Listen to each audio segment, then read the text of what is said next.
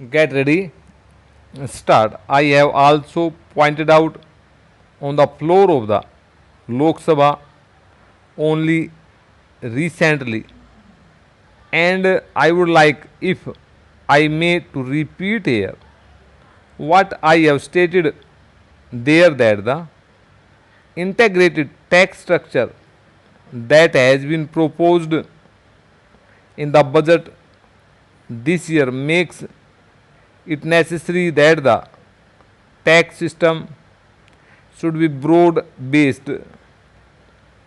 The existing exemption limit of rupees 4,200 is an unduly large multiple of the average level of income in this country.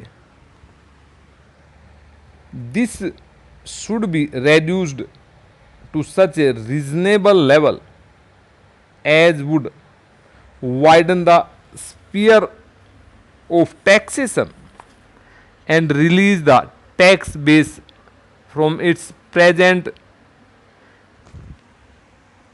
inelasticity. It is only reasonable that persons within the lower income brackets should also make their contributions, however small, to the state revenues. With the development, more and more persons will come within the income groups which are now brought within the purview of income tax.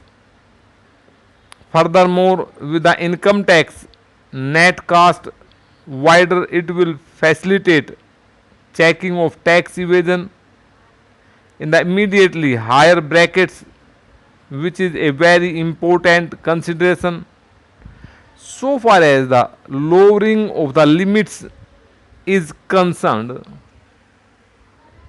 Another amendment which I sponsored in the Lok Sabha for providing some relief and encouragement to the middle class investor relates to the increase in the normal exchange exemption limit by the amount of dividends received on equity shares subject to a maximum of rupees 1,500.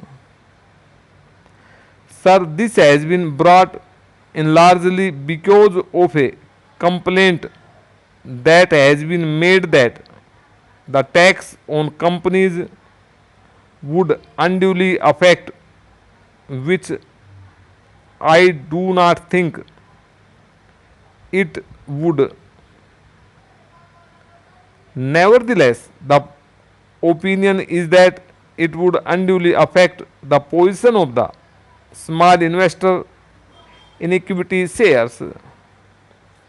Relief is sought to be given to him this way, that the cumulative effect would mean much greater relief than as if we made a refund of 0.5% to him of the company's tax collected.